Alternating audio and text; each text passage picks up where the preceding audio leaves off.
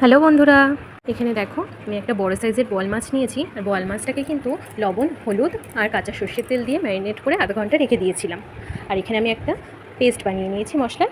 এর মধ্যে আছে সাদা সর্ষে, পোস্ত আর কালো সর্ষে।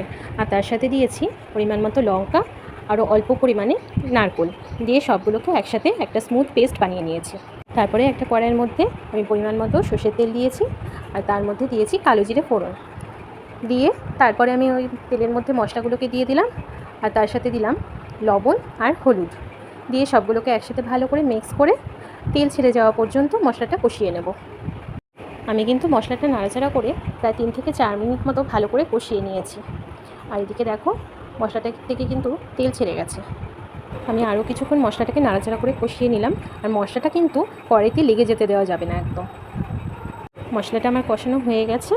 এবার আমি এর মধ্যে পরিমাণ মতো জল দিয়ে দেব।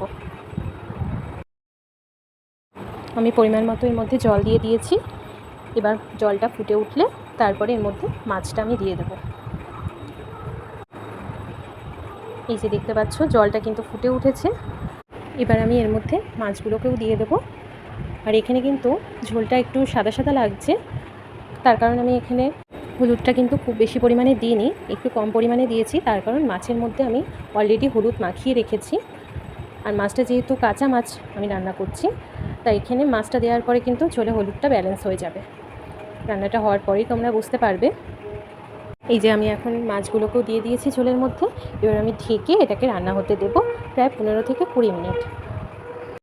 ঝোলে মাছটা দেওয়ার পরে আবারও কিন্তু ঝোলটা ফুটে উঠেছে। এবার আমি এর মধ্যে দুটো চেরা কাঁচা লঙ্কা দিয়ে দিলাম। চেরা কাঁচা লঙ্কা দিলে ফ্লেভারটা খুব ভালো আসে।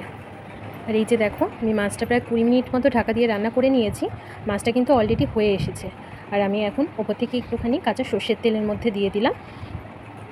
কাঁচা সর্ষের তেলটা দিয়ে আমি আরও 5 মিনিট মতো ঢাকা দিয়ে এটাকে রান্না করে নেব। 5 মিনিট পরে নামিয়ে নিলে রেডি হয়ে যাবে আমাদের বোয়াল মাছ ভাপা।